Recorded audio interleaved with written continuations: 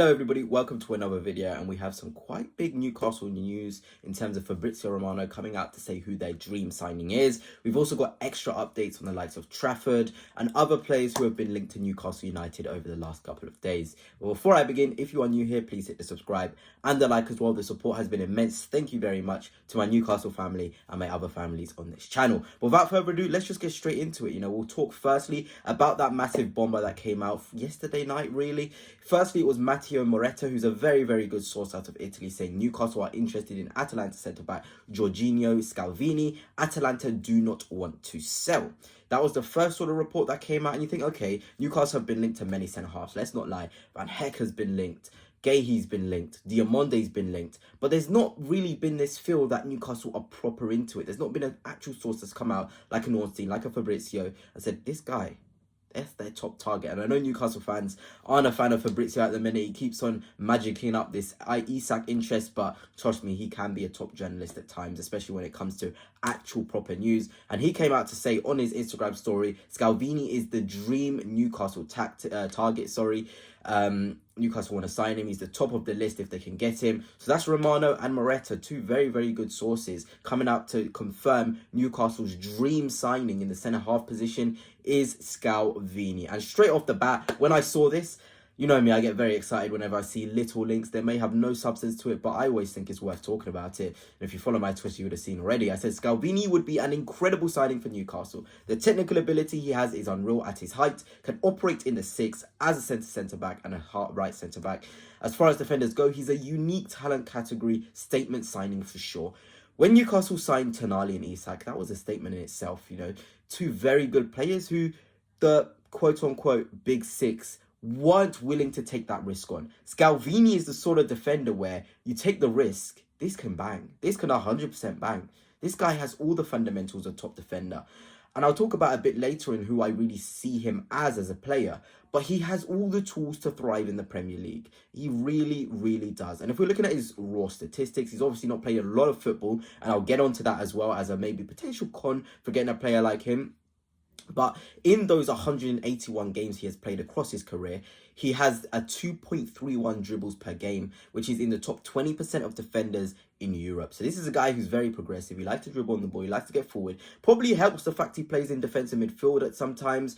Maybe gives him that adventurous feel into the final third. In terms of successful dribbles as well, with the top 7% of defenders, he does really like to get forward, dribble, express himself, which is a very good trait, especially when you're breaking down those low blocks. It can be very important. Dribble success rate, 71% as well. Very, very good in comparison to other defenders. And of course, the other stats, there's not much to it there. But as you could tell, Scalvini is an adventurous sort. He's Italian. He likes to get forward. He likes to express himself. He's a good jeweler in himself as well. If we do look now at those defensive statistics, he's got 2.31 aerial duels won per 90 minutes, which is top 15% in Europe. He is 195 centimeters tall. So this guy's an absolute unit. And I've always said Dean Huijsen, he feels Dean Huijsen-like. If I do remember correctly, again, another player that Newcastle United really like. Scalvini, I must sort of also add, I think he's 21, maybe 23, but I think he's 21. I didn't correctly look at that information, but I think he's 21.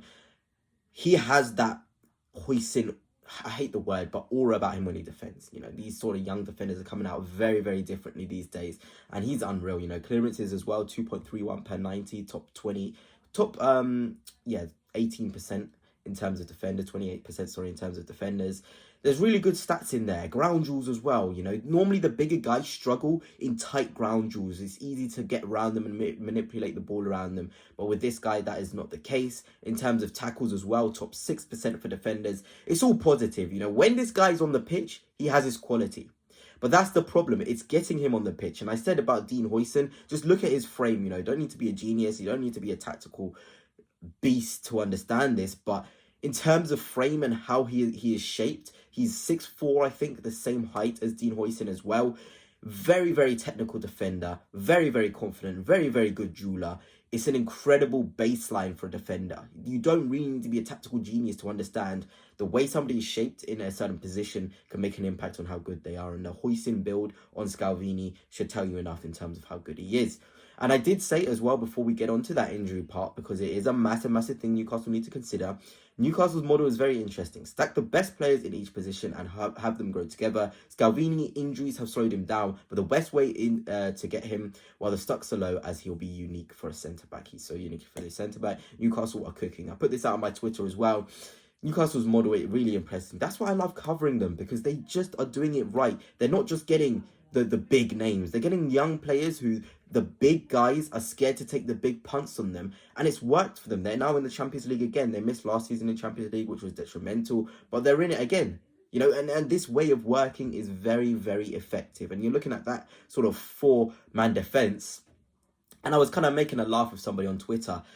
The games in which they'll be fit together, they'll be unreal. But there's quite a lot of injury sort of prone players in there. Botman, especially him, when he's fit, he's phenomenal. Scalvini, when he's fit, he's phenomenal. But you may only get to see them 5-6 times a season. And that is the big con when we're looking at this back four. But my word, the quality, the youth, the dueling, the technical ability, my word, that is incroyable. Incroyable. But now let's look at that injury record. And when I say it's bad, it's bad.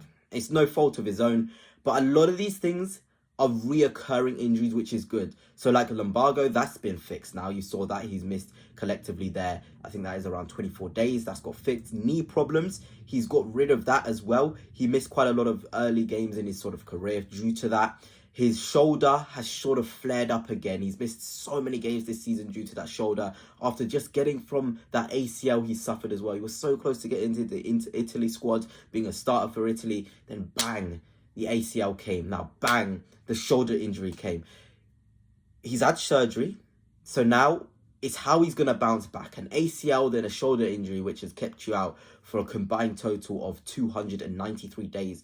It's something. You got to have an incredible mentality to come back from it. But I believe Scalvini has that sort of mentality to bounce back. But anyway, let me know your thoughts, Scalvini. I've talked a lot about him. That's 7 minutes on him. So let's now get on to the quick last couple of things. Negotiations between Newcastle and Burnley for James Trafford are underway. Club-to-club talks continue, and a deal can happen from July. I think we all knew this would happen.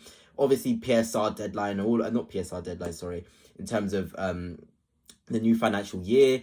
Newcastle are always going to wait for it. Other teams are always going to wait for it. And that's why I kind of think that the sort of window should just start at the financial year so we don't get our hopes up high in June. Because we've all been sitting here in June waiting for our clubs to make moves, but they're all just waiting for the new financial year. But this deal is set to accelerate. A very good goalkeeper. Don't really need to say much more on him. And of course, Kolo Muani, there has been inquiries about the availability of him. I'm a big fan of him. He's like the three players who I have as baby Isak: Kolo Muani and Ekatike and Isak himself. The baby Isak's out there. Club World Cup, he's got 3 GA. Juve, he joined on loan. He got 13 GA from January onwards, which is very good. For Frankfurt and PSG had 18 GA, and I think that first season at Frankfurt, look at that. I mean, that's incredible. 37 GA in 46 games. If you can get the best out of him, he'll be unreal. Will he want to come and play a rotation? Can he play with Isak? Yes. Can he play off the right? Yes. Can he play off the left? Yes. But, you know, I don't think there's many legs to this. I just wanted to share it with you guys. But Kolo Muani is a good player all round. You can see these statistics. Again, you don't need to be a stat geek. He's a very well-rounded profile and somebody who has many qualities, which will be quite good in the Premier League, I think. I genuinely think he has the frame, the build, the strength, the technical qualities to thrive in the Premier League. But anyway, that's it for now. Hope you have enjoyed. And on to next time. Peace.